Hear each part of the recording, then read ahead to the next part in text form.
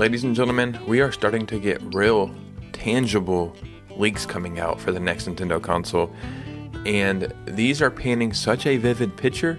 I think getting the announcement or the marketing for this is kind of inevitable that it should be starting soon. This is probably one of the most straightforward leaks I've ever presented. It's multiple sources, but it's getting straight to the point. So let's go ahead and get right into this video. So yeah, the news is just trickling out nonstop, and it's not just coming out here in America, it's coming out all around the world because the sources are coming out from all around the world. Today I have two pieces of evidence for you that paint the most vivid picture yet.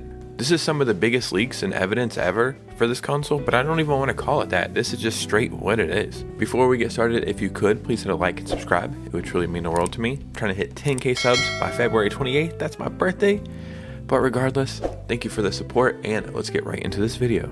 So the first piece of evidence we have is this financial report coming out of Taiwan, and this has to do directly with manufacturers for this console, and it just paints such a crazy picture.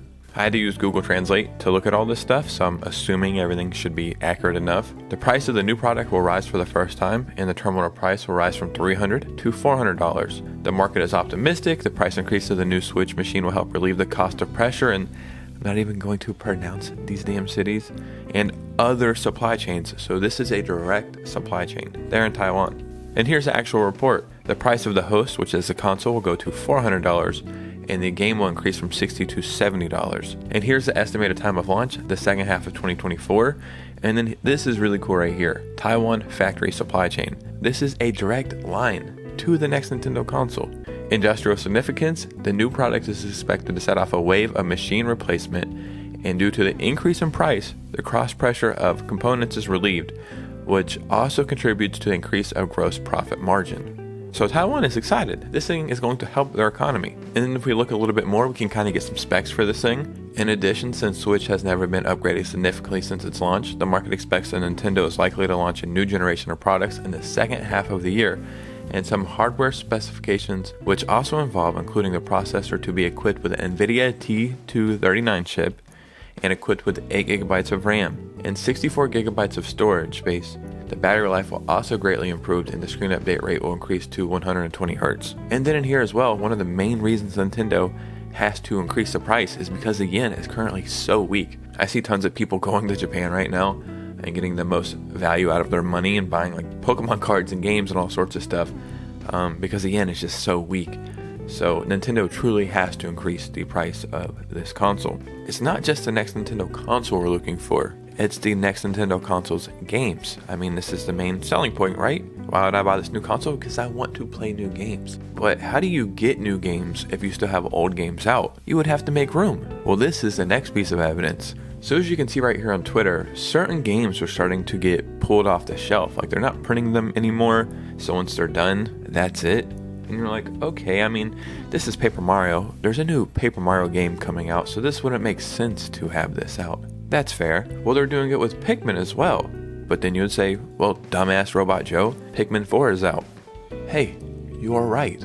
Don't attack me. I agree with you. But what if it just isn't two games? All of these games as well are getting pulled off the shelves. No more print. Paper Mario, that's fair. Donkey Kong Tropical Freeze, again, there's a new Mario and Donkey Kong game. Perfectly fair. Link's Awakening? Sure. Pikmin 3, Metroid Dread, Kirby Star Allies, Xenoblade Chronicles 2, New Super Mario Bros. U Deluxe, Fire Emblem Engage. This game is 1 year old.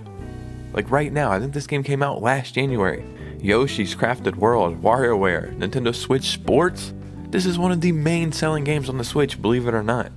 Splatoon 2, Super Mario Maker 2, Mario Strikers Battle League. So why would all these games be pulled off the shelf, you may ask? Well, because they have something called a SKU number. At least that's what I call it. The SKU number, whatever the hell you want to call it. You can't have all these SKU numbers and then bring more games that might need those SKU numbers. You have to get these games off the shelf and out of the system so you can make room for new games to come in. Makes sense to me, right?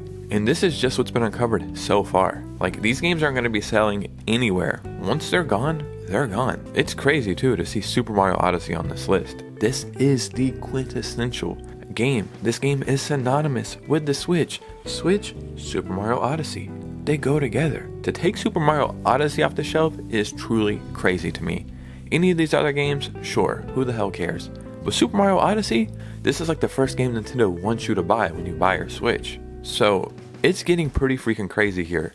We have all these reports coming out all around the world, financial reports, investment reports, talking about the next Nintendo hardware. We see games being pulled off the shelf.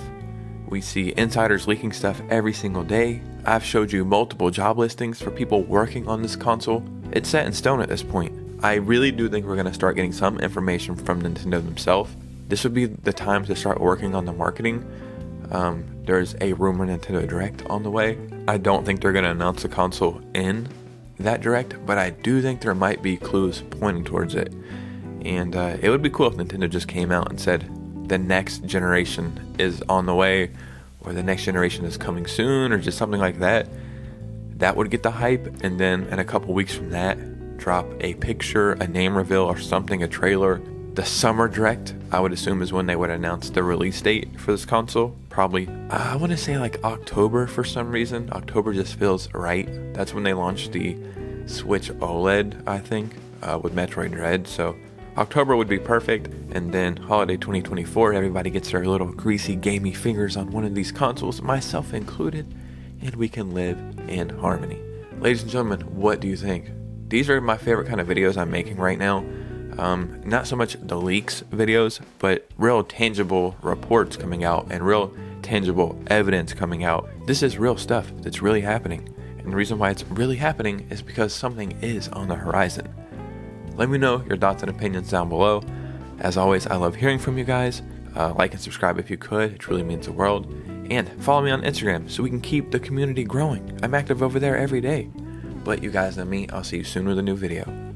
Peace out.